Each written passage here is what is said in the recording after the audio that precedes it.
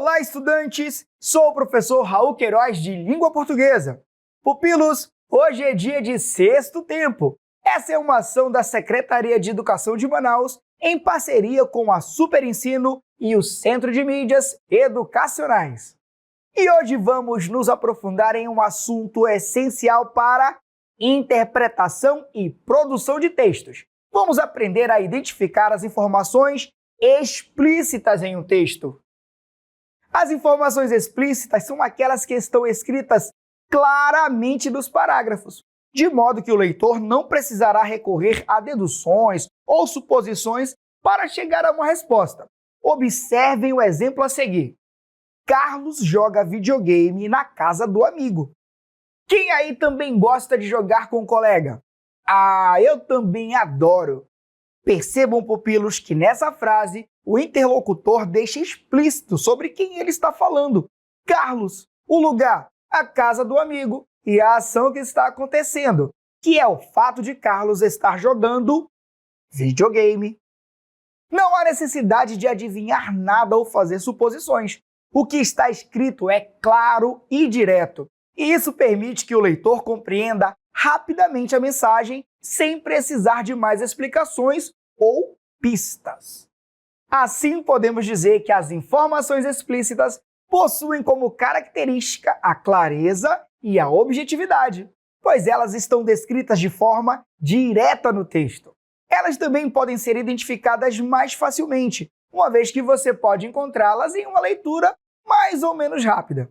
Geralmente, as informações explícitas contêm dados mais diretos. Em um texto sobre um filme, por exemplo, o autor pode citar o nome do diretor, dos atores, a data de lançamento do filme, entre outras informações. Parece fácil, não é? Mas saibam, pupilos, que fazer a identificação dessas informações é muito importante em uma leitura. E muitas vezes, alguns leitores mais desatentos falham em perceber informações que estão bem claras no texto. Por exemplo, imagine um anúncio de uma bicicleta contendo o preço e o número para contato do vendedor. Imagine agora que um dia alguém interessado liga para o vendedor e pergunta: quanto custa a bicicleta? Vocês acham que essa pessoa se atentou para as informações explícitas do anúncio? Com certeza não, pois o preço estava explicitamente colocado nele. Para não cometermos o mesmo erro, vamos aprender a identificar direitinho essas informações. E atenção, pupilos! É preciso observar a organização das ideias e ler com cuidado o texto, porque mesmo quando as ideias estão bem explicadas, é necessário interpretá-las corretamente para entender o que o autor quer passar. Meus queridos, depois desta aula, tenho certeza de que vocês serão capazes não só de identificar as informações que estão colocadas de forma explícita em diversos textos, mas também entenderão melhor os efeitos de sentido que o autor quer passar. Para compreendermos como isso funciona, vamos ver uma campanha de conscientização, que é um texto persuasivo. Pupilos, os textos persuasivos estão presentes em nosso dia a dia, aparecendo em diferentes formatos, como nos comerciais de TV, nas campanhas publicitárias, nos discursos políticos, nas mensagens de incentivo e até nas redes sociais. Esses textos têm como principal objetivo convencer ou influenciar o leitor ou ouvinte, seja para adotar uma ideia, mudar um comportamento ou adquirir um produto. Para isso, utilizam uma linguagem envolvente, que geralmente inclui a imagem verbal e a não verbal, estratégias argumentativas e recursos emocionais que tornam a mensagem mais atraente e impactante. Veja na tela uma campanha a favor da reciclagem de materiais e preste bastante atenção às informações explícitas. Abra a cabeça, reciclar é fácil. Na hora de descartar o lixo, deixe o saco com recicláveis aberto e o saco com orgânicos fechado. Vejam só como podemos tirar desse texto diversas informações explícitas. Logo no início, nas palavras com a letra maior, já vemos uma informação que está bem clara no texto. Reciclar é fácil. Não precisamos ir muito longe para conseguir entender essa informação, certo? Além do mais, observe os textos menores que estão dispostos na propaganda. Por exemplo, na hora de descartar o lixo, deixe o saco com recicláveis aberto e o saco com orgânicos fechado. Esse é mais um exemplo de informação explícita na propaganda que acabamos de ver, pois o autor foi bem claro e o leitor consegue entender o que deve ser feito sem precisar adivinhar nada. Além do mais, a campanha traz alguns recursos gráficos que deixam ainda mais claras as partes principais do texto. Veja que há palavras em negrito e outras com uma fonte bem grande. Isso também nos ajuda a localizar as informações principais que estão explícitas no texto. Além disso, meus queridos, para saber localizar as informações que estão explícitas no texto, é importante associar as ideias entre si para entender as informações explícitas. No texto apresentado, que possui linguagem mista, ou seja, mistura a linguagem verbal, que é a escrita, e a linguagem não verbal, imagens e outros recursos gráficos. Temos também as instruções bem claras de como separar o lixo orgânico do reciclado, o que é ainda mais reforçado pela imagem dos sacos de lixo. Veja que a sacola plástica do lixo orgânico está fechada, enquanto a do lixo reciclável está aberta.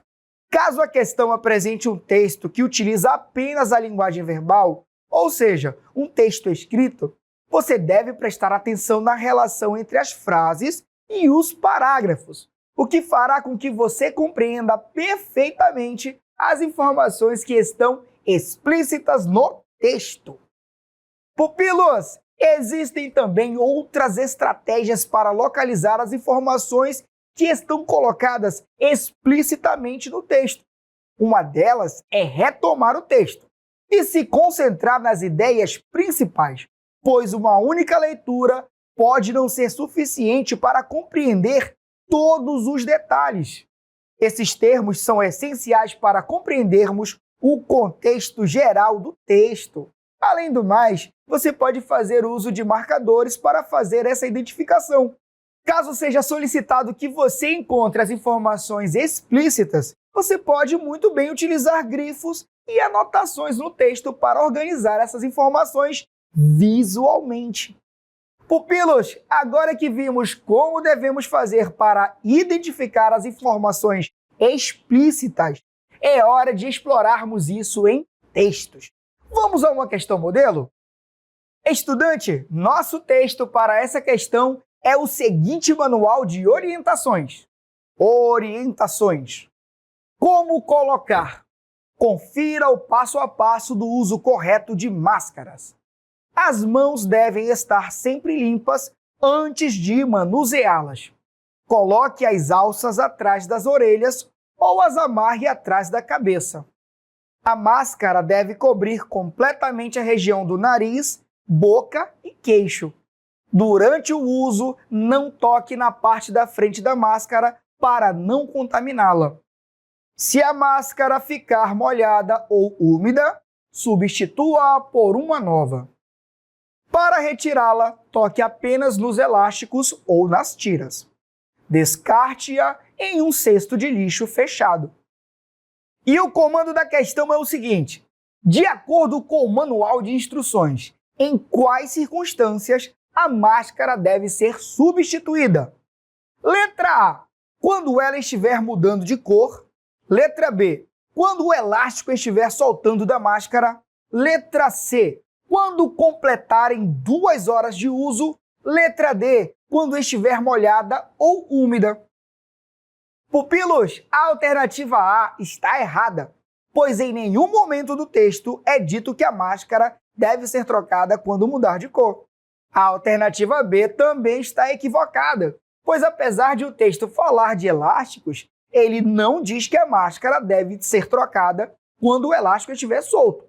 E a alternativa C também oferece uma resposta errada, pois o texto não fala a respeito do tempo de uso da máscara.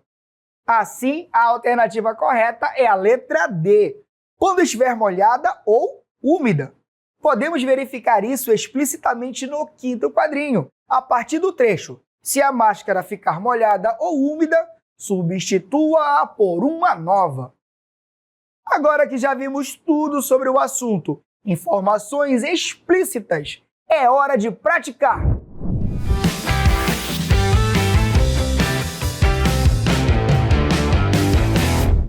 E aí, turma? Eu sou o Júnior Mar e a dica de hoje é: identifique o que está sendo perguntado.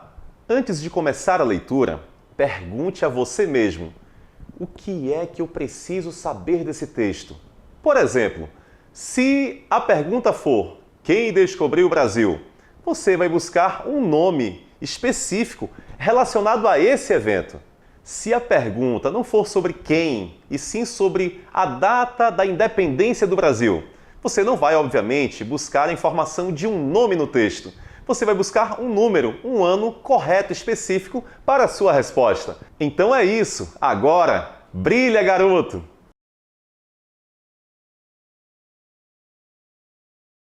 Vamos agora à nossa primeira questão. Leia o texto e responda à questão. Pode? Não pode? Por quê?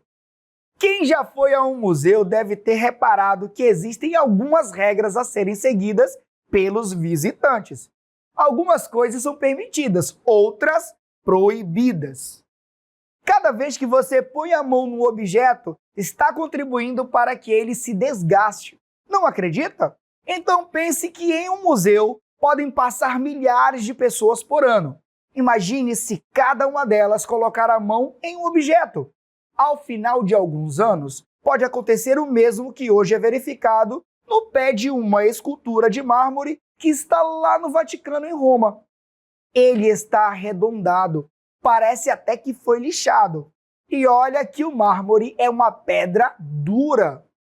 E vamos ao comando da questão. Conforme o texto, por que não é permitido tocar nos objetos de um museu?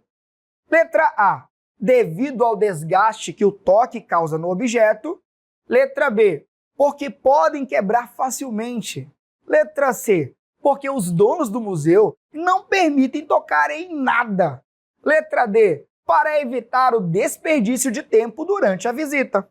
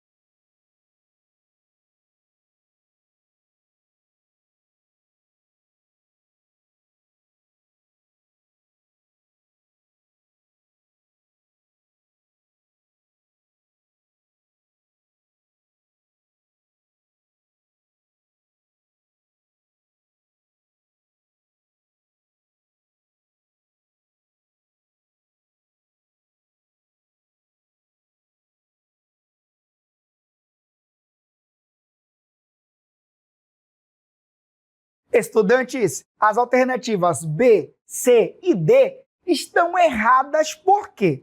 A alternativa B fala sobre objetos quebrarem facilmente, o que não é mencionado. A letra C sugere uma proibição arbitrária pelos donos do museu, o que também não aparece no texto. E a letra D, relacionada à proibição à economia de tempo, algo que o texto também não aborda. Então, pupilos, a alternativa correta é a A, devido ao desgaste que o toque causa no objeto. Vejam que o texto explica que o toque repetido dos visitantes provoca desgaste nos objetos ao longo do tempo. O que aconteceu com a escultura de mármore no Vaticano, que ficou com o pé arredondado devido ao contato constante. Vamos agora para a nossa próxima questão. Analise a imagem e responda à questão. Bula, óleo de alho. Apresentação. Embalagem com 3 blisters contendo 15 cápsulas cada. Uso adulto. Composição. Cada cápsula contém óleo de soja, óleo essencial de alho. Informações sobre o óleo de alho. O alho é muito apreciado na culinária do mundo inteiro, sendo utilizado para agregar um agradável sabor e aroma aos alimentos. O óleo de alho é composto por óleos voláteis, presentes em seus bulbos, cuja composição inclui compostos como o dialil sulfeto, dialil disulfeto e o dialil trisulfeto. O óleo de alho herbárium, na forma de cápsula, proporciona uma administração prática e eficiente, já que as 2 doses diárias recomendadas equivalem a 7,34 gramas de alho cru. Instruções de uso. Recomenda-se ingerir 2 cápsulas ao dia. Deve ser ingerido com líquido. O Ministério da Saúde adverte: não existem evidências científicas comprovadas de que este alimento previna, trate ou cure doenças. Não contém glúten. Cuidados de conservação. Proteger da luz, do calor e da umidade. Não consuma produtos com prazo de validade vencido. O que é um blister? É uma embalagem de plástico transparente usada para armazenar medicamentos. E o comando da questão 2 é o seguinte: de acordo com a bula, é incorreto afirmar que: letra A, o óleo de alho é muito apreciado na culinária do mundo inteiro por causa do seu aroma e sabor. Letra B, o óleo de alho não contém glúten e precisa ser protegido da luz, do calor e da umidade. Letra C, não existe comprovação científica de que o óleo de alho trate ou cure doenças. Letra D, quanto ao uso do óleo de alho, recomenda-se ingerir apenas 3 cápsulas ao dia.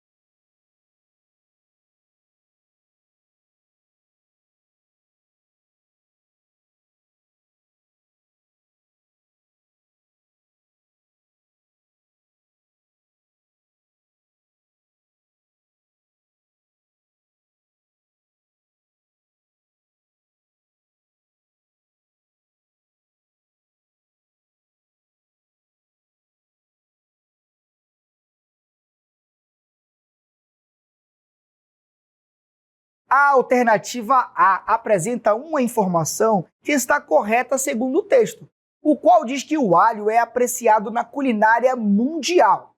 A alternativa B também apresenta a informação que está no texto, pois a bula diz que o óleo de alho não contém glúten e deve ser protegido. E por fim, a letra C também não deve ser marcada, pois diz que não existe comprovação de que o óleo de alho cure doenças, o que também aparece no texto. Assim, a alternativa correta é a letra D, que diz: quanto ao uso do óleo de alho, recomenda-se ingerir apenas 3 cápsulas ao dia. Note, pupilo, que a bula não diz que devem ser tomadas 3 cápsulas ao dia, e sim 2, já que o enunciado pede a alternativa que apresenta uma informação incorreta. Essa é a que você deve marcar. Vamos agora ao texto para a próxima questão. Leia o texto e responda à questão. Poseidon. Quem é esse Poseidon? Vamos lá. Poseidon é o deus dos oceanos na mitologia grega. Conquistou essa posição depois de derrotar seu pai, Cronos, o deus do tempo, numa batalha ao lado de seus irmãos, Zeus e Hades. Para Zeus coube o domínio de toda a terra, para Hades, o domínio do mundo subterrâneo. Poseidon passou a dominar os oceanos. Poseidon é considerado e admirado por marinheiros, pescadores e por todos aqueles que vivem do mar.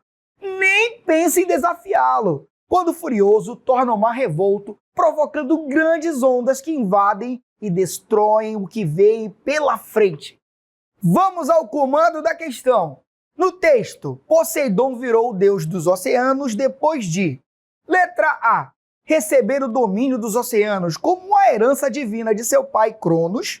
Letra B. Derrotar seu pai Cronos em uma batalha ao lado de seus irmãos Zeus e Hades. Letra C. Encontrar uma joia mágica que lhe concedeu poder sobre os oceanos. Letra D. Realizar um desafio proposto pelos outros deuses gregos e sair vitorioso.